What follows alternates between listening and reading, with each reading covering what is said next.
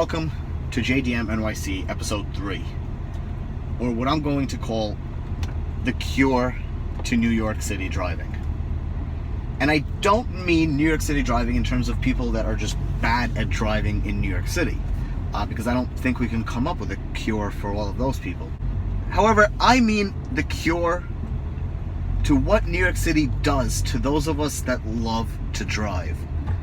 The torture, the killing, the death that New York City puts forth on those of us that like to drive. Not with rules, not with regulations, not so much that. And it's not specifically, the TLC drivers that could care less about anybody else on the road. It's not to the BMW drivers that never use a turn signal. Because, I think Chris Fix discussed that most of their turn signals are just broken and do not have enough fluid in them. A link to Chris Fix's video. You guys should definitely make sure to check that out and make sure that you maintain your blinker fluid properly.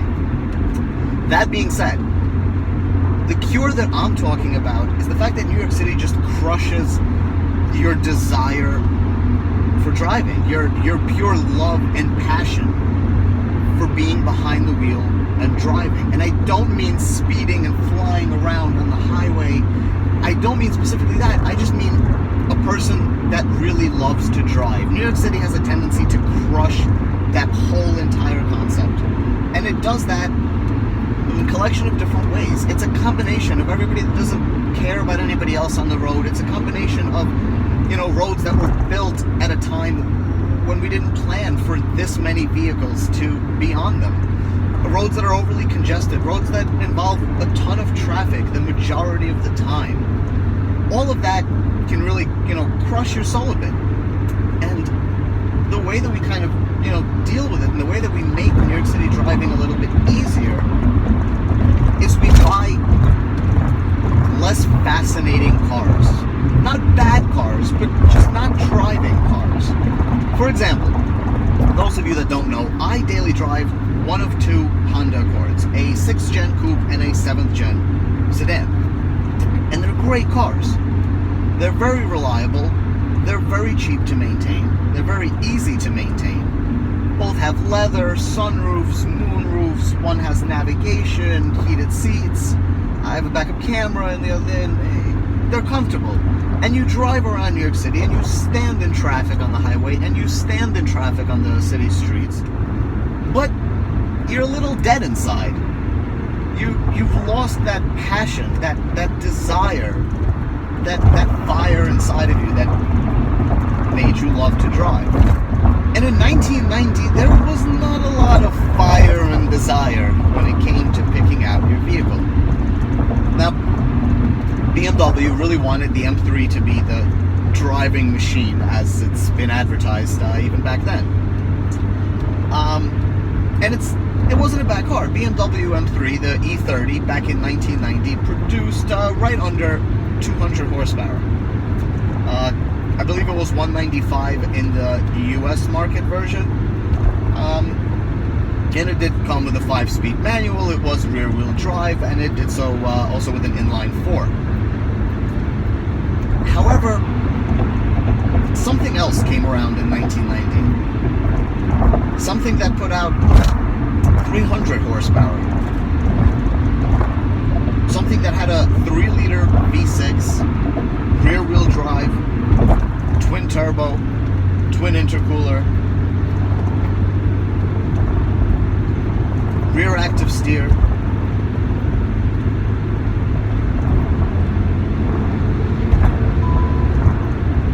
the Nissan Fairlady Z, or as we knew it better, the Nissan 300ZX, the Z32. And, this car weighed a couple hundred pounds more than the E30 M3 did in 1990. About, I think, 250, 270 pounds more, especially the T-top version. But what this car did, and what this car still does, and in fact what this car did to me, this car reminds you why you fell in love with driving. This car makes you want to drive. This is a car that you look back at when you park. This is a car that you look forward to getting into in the morning. In fact, this is a car that I find reasons to drive. Purely that. I will go out of my way to come up with a reason to go somewhere to drive. I order food all the time. Grubhub for the win. But yesterday, I decided I'm going to drive to pick up my food. I just wanted to be in this. And I've driven around in an E30. I've driven around in the E36 M3, and both are amazing and phenomenal cars. They truly are. But for some reason, this Fairlady Z is curing. It is curing the cancer that New York City has imposed on my love for driving. It is reawakening my driving senses. It is making me love to drive all over again. It's a car that I can sit in traffic in and not even think twice about what's going on around me. Not even care. There's a lot of traffic. It's nice weather outside. Pull over. Take the glass off. Drive around with a T-top open. Who cares you're in traffic? Enjoy yourself. You're in a gorgeous 1990 300 ZX. On beautiful work Rezax rims.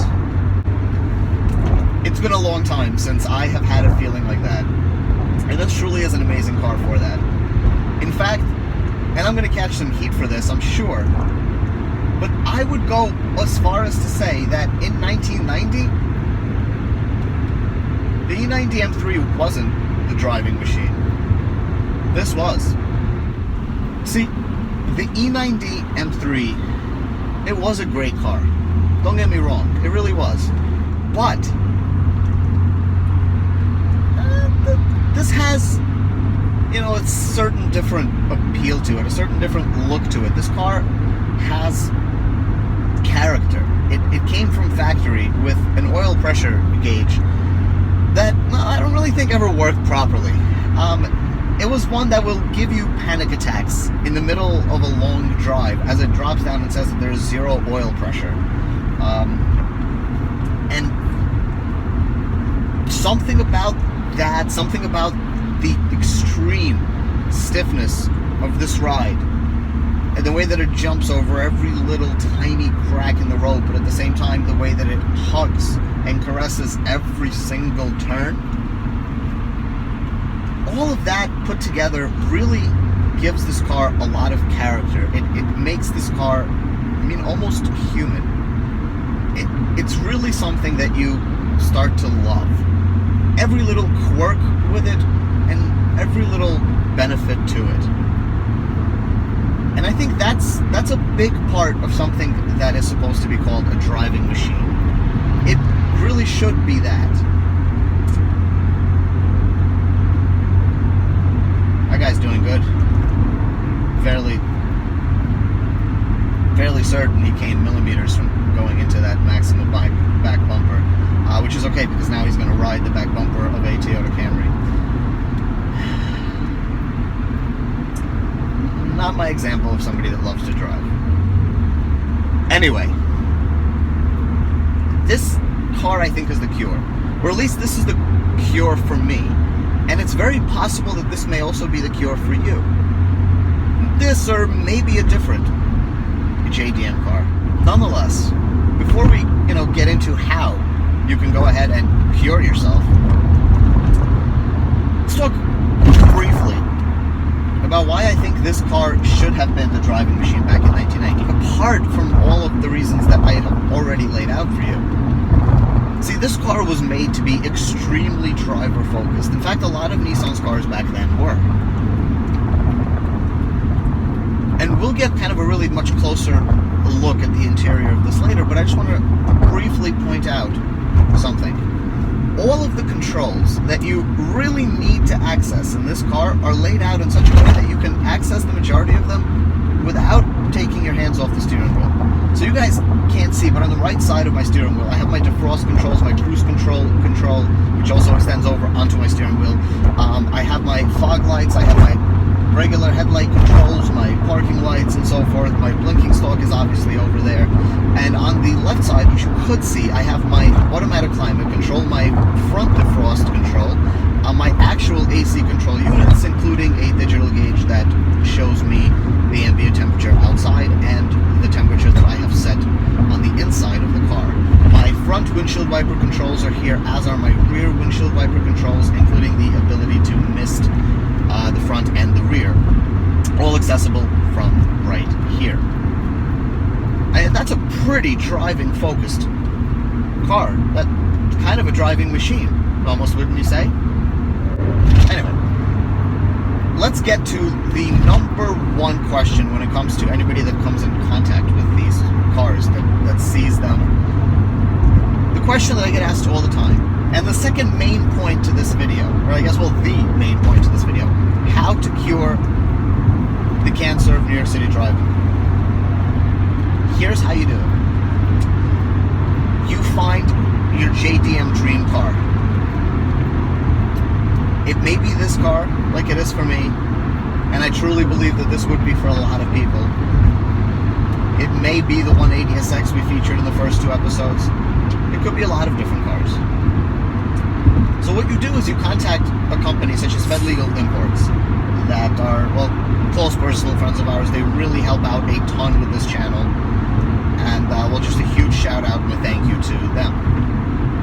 What you do is you contact these guys and you say, listen, I have XYZ of a budget and I need some help. I would like to love to drive again.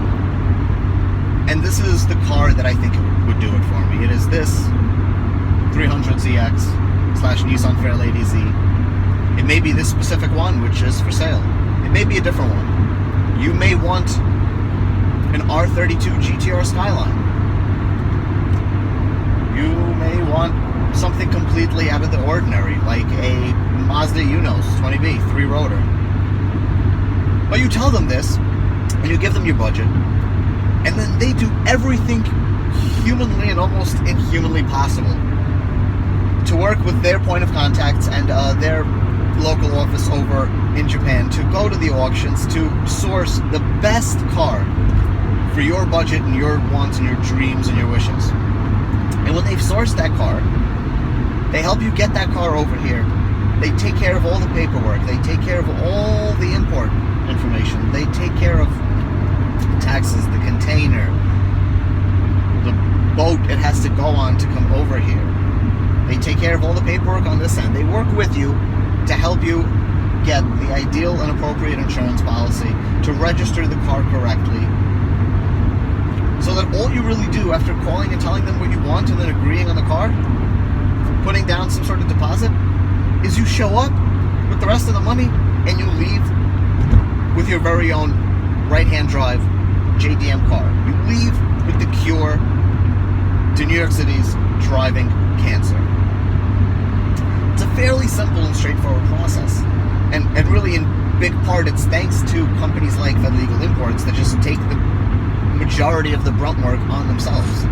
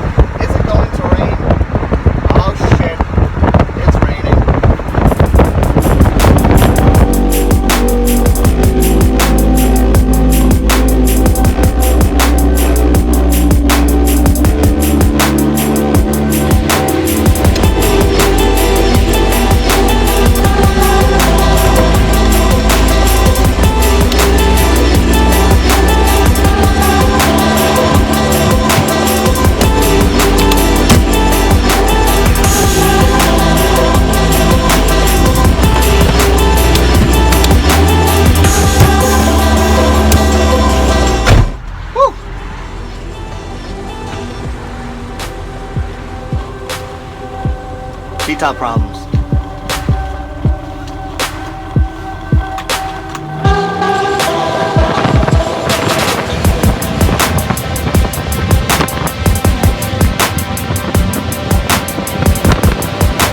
So, 1990 Nissan Fairlady Z, the 300ZX Z32. It actually had a very simple and straightforward interior.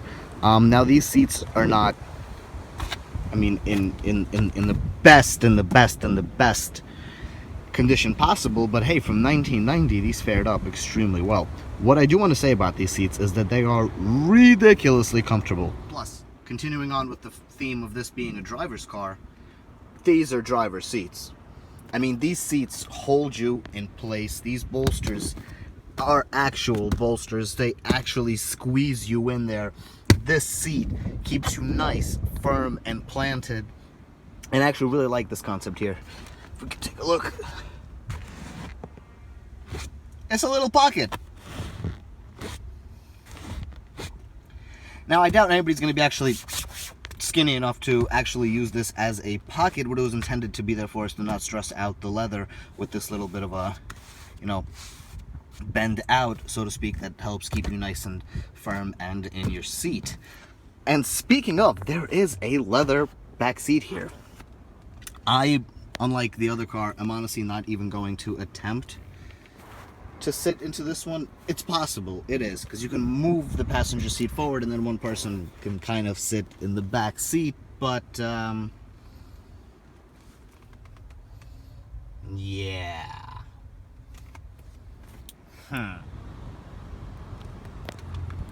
Power windows, both sides, automatic window on the driver's side, and power seats.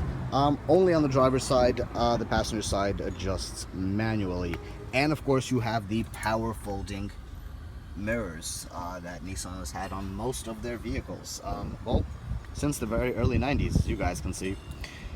There is no digital heads-up display on this car, and there is no digital speedometer. However, you get this very cool little digital display here, right on top of your econ controls, that essentially helps you showcase what your econ temperature is currently set to and the ambient temperature outside, which is in Celsius, and as you can see, it is death out here. Anyway, automatic climate control, and as you see, if I go through the various different settings, that will change. 2-speed fans on this car, high and low mode. In 1991, I believe, or 1992, they switched this to a 3-speed unit. The same actually goes for the seatbelt. See, right now they are in this really unique position where the seatbelt is actually attached to the door frame, which makes me think of some awesome ejecto-seato moments. However, they changed this out in 1991 with the seat belts being moved over to the pillar over there. Oh, I love these seats. I really do. JDM side markers that obviously blink on the side fenders to match the ones on the front. Projector headlights. That's your fog lights down below, and then that's your high beam lights up there. Yes, the car could do with a little bit of a paint job. This is its original paint. I mean, it's taken a little bit of abuse from the sun. Did not leave a lot of room under here. I mean, this is one hell of a cramped engine bay. But everything works. And you know what? Everything you relatively need to get access to on a day-by-day basis, it's all there. You can reach it. And wait. More JDM stickers, and more, and more, and more. Wait, more, and more. Oh, who doesn't love JDM stickers? JDM stickers, more JDM stickers, even more JDM stickers. And wait, in case you thought we were done, more JDM stickers.